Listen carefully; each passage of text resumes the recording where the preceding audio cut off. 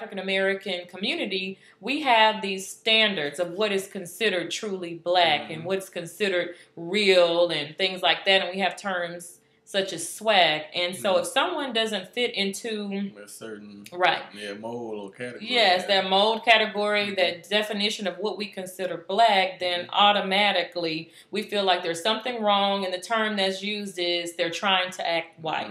I received that type of I guess ridicule even when I was younger, because I was the little girl that was reading. I had the vocabulary, the dictionary. I was always concerned about saying things correctly, and even from my own siblings, oh, she thinks she's white. She's trying to sound white. Oh, she's so proper and whatever. She's so bougie.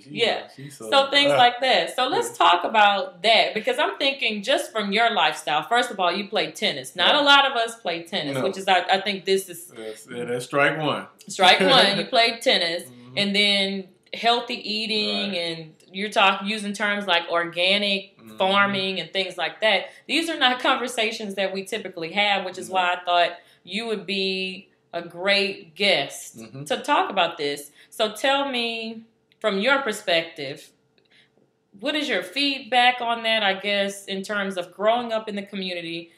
You were, I could say, engrossed in it, and then to go away to college, you're doing what you're doing and developing who you are, coming into your own, and then to have to go back into that type of environment where people are judging you based on your educational, values, your choices. What is your reaction, or what is your opinion?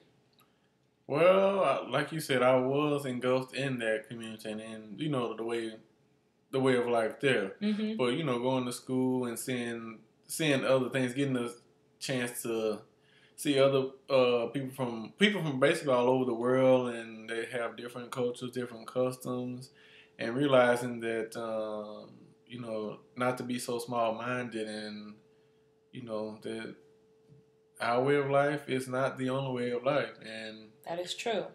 I cannot be small-minded, and I have to find my own identity, my own self, and just, be true to who I am. Exactly. And so I'm a true believer that every African-American woman doesn't have to have a long weave or eyelashes or a certain type of makeup or dress a certain type of way. And what do you think about the standards for young men your age? Because you're, 25 years old? Yes. And so you would be considered, I guess you would fall into I'll use that loosely, into the preppy category. So when you were going to college or anything, was there a difference made? Was there any judgment or anything? Because I'm just thinking growing up, you've never been the young man with the pants sagging or anything like that. Well, first of all, I couldn't do that, because if I did, I was in trouble. That's why I'm just leave it like that. Right. Yeah. But and then even now, if I would try to, it never felt comfortable to me. First of all, because my grandfather was my father figure, and also other men in the community, and they never did any of that type of stuff. I never saw that, and they were my examples. Yeah. Exactly. And you had some very strong examples. Very strong examples in our community, I must say. Yes. Not just my grandparents, but her family, her immediate family, and just everybody in the community, basically. Yes. We are all like one big family. Exactly. And plenty of educators in the community. And so tell us about, with that said, with your grooming and your training, you are a well-spoken young man. You don't have a problem expressing yourself. No. And to use the term code switching, that is just knowing the difference between formal and informal English, and being able to use that language and switch your dialects when you are in the company of someone who doesn't speak your dominant language.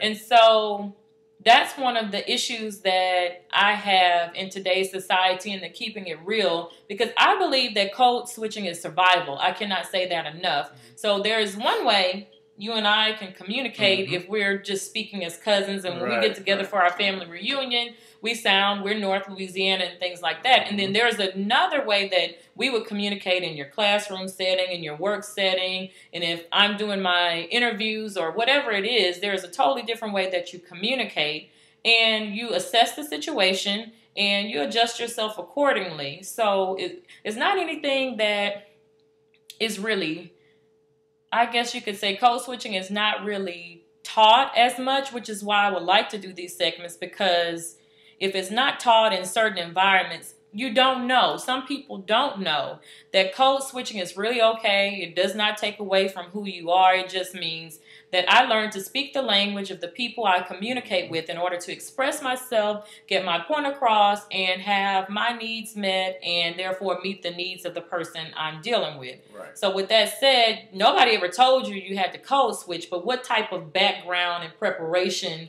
would you say you had in terms of diction? Was it somebody telling you to say things correctly? Was it your family putting you in programs? What type of training would you say you had to help you with your communication skills?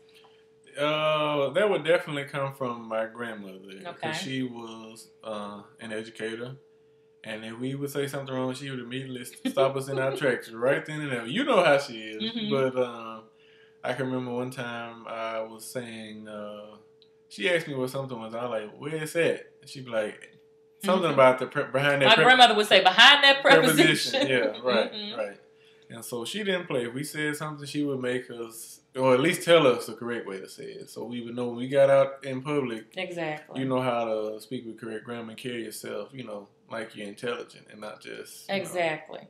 That is so true. And then we grew up in the church choir and doing church plays. And so how old were you? Can you remember how old you were doing plays? Oh, maybe like 6, 7, all the way up until like 19. Were you 20. baby Jesus in the play? You I'm must sure have I started out was. as a baby. I'm sure I was one time. But yeah, we just always grew up speaking in front of people, so it doesn't really make me too nervous at all. Okay, so that negates my next question. So how do you feel when you public speak? So you say you feel okay about that? Yeah, I'm very comfortable getting up in front of a crowd and you know, speaking, saying what I have to say. Okay, that's good. And we were also having a conversation about accent, because a lot of people have concerns about accent, and the accent is just really, it gives you color. It gives you your cultural identity. You can have a foreign accent because people from Spain, they have their accent. Right. People from Russia have their accents. Even people from New York, they have their accents. So you have foreign accents, and then you have regional accents. People from the South don't sound like people from the North. Right. East Coast, West Coast, everything is different. So we would be considered to have Southern accents. So tell me, what are your thoughts about accents and your own accent? Do you feel it's strong? Do you feel like it would hinder you? Tell me give me just some feedback on that. Well, I don't feel like it's strong, although I know it's there.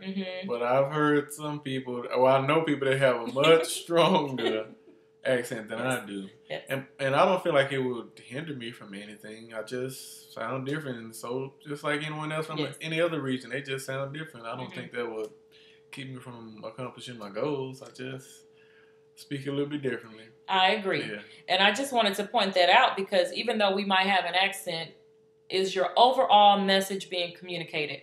That is the main thing, because you have great diction, you have good grammar and things like that. So with all of those things considered, accent is not an issue. No. Now, if your accent is so strong that it gets in the way of your message, then it becomes a problem. So with that said, I think that addresses code switching, that addresses accent reduction and things like that. So what do you think in terms of an athlete? And I brought that part out because of your conditioning, your training, all of your preparation. I truly believe that if you're going to be a vocal athlete or a public speaker, there's still certain things that you need to, there are practices, there are disciplines. And I tell people breathing is important. Your projection is important. Your diction is important. Your confidence and your eye contact. Those are some things that become disciplines for you that no matter if you're interviewing or whatever it is, it really helps you to come across as a strong, confident, and competent individual.